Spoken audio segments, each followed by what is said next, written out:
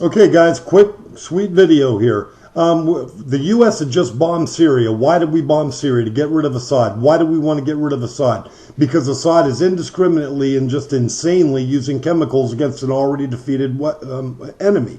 Why would he do this against an enemy that's already been beaten with? It's only going to make the world absolutely hate him and want to remove him. It makes no sense whatsoever.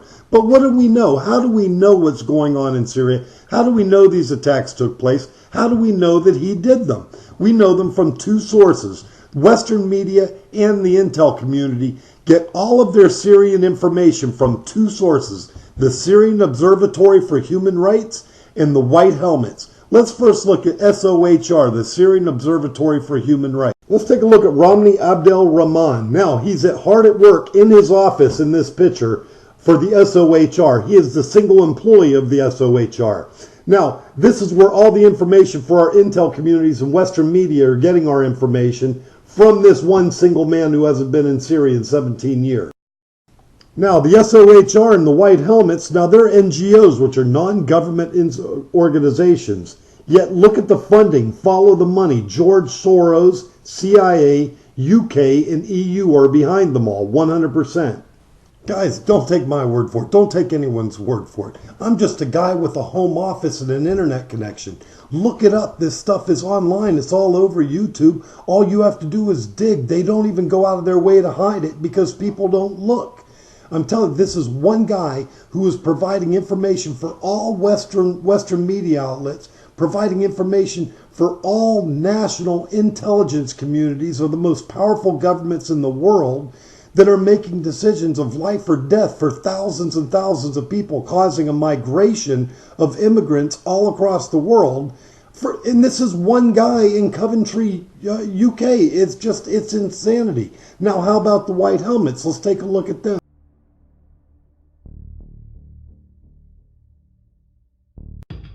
The White Helmets, also known as Syrian Civil Defense, claim to be an impartial, non-government organization campaigning for Syrians. But despite the name, the White Helmets was not created by Syrians, nor does it serve Syria. Meet James Lemessurier, a consultant for the UK Foreign and Commonwealth Office and former British Army officer. So what is a non-Syrian British foreign policy consultant doing establishing a NGO in a foreign country? Does James really have the Syrian people's best interests at heart? If so, why do the White Helmets operate solely in terrorist-held areas? Why has the White Helmets constantly called for the implementation of a NATO-imposed no-fly zone? The same kind of no-fly zone that has destroyed Libya for decades. A no-fly zone in Syria would only benefit those who seek regime change and ultimately hurt the Syrians who are already targeted by illegal sanctions. The fact is, the White Helmets are nothing but a propaganda tool for the US and UK administrations to justify military action against the Syrian government. But the White Helmets insist on being impartial and unarmed, yet here is some footage that says otherwise.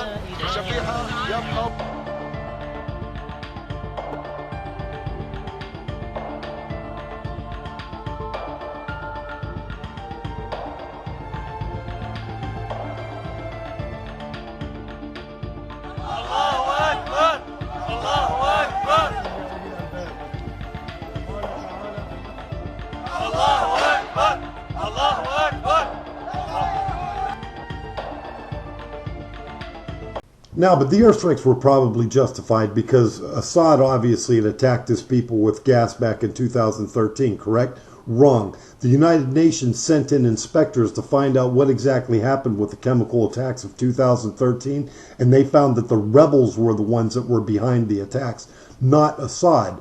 But the White Helmets who back up the rebels, who are Al-Qaeda, and the SOHR basically blamed Assad for it. And so all of Western media and all of our governments, everything basically chastised Assad for it. It was a frame job, plain and simple. What appeared on to our investigation that was used by the opponents, by the rebels, and we have no indication at all that the government, the authority of the Syria government, have used chemical weapons.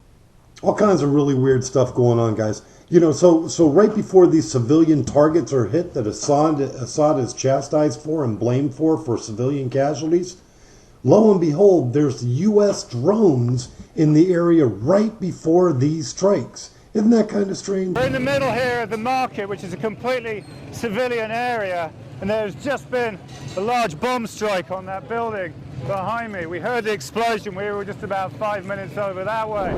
The fire brigade, Islamic State fire brigade, are here trying to clear up the mess, but it's absolute pandemonium.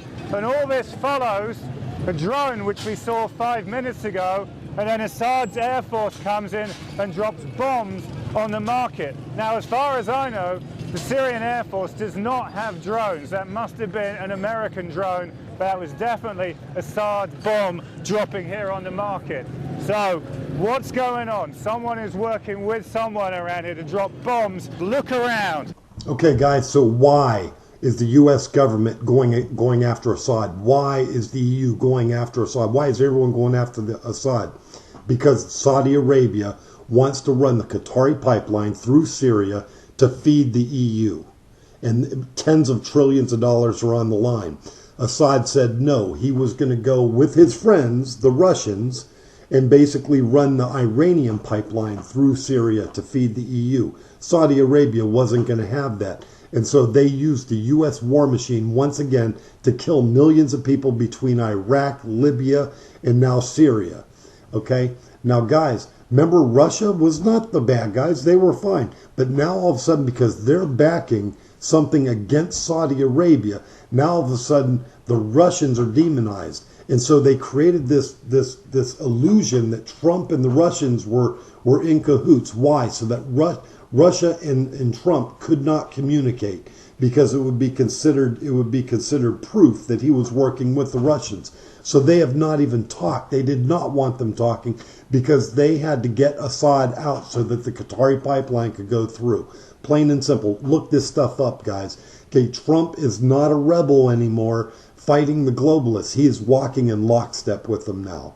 Plain and simple. He's been beaten. I think his intentions were good, but he just couldn't beat them. And he was going to be destroyed if he went against them. But guys, it's the people that need to investigate this. I'm not brilliant. I'm just a guy with an internet connection in a home office. Okay? Wake up. Look this stuff up. All right? Take care. Have a great weekend. Peace.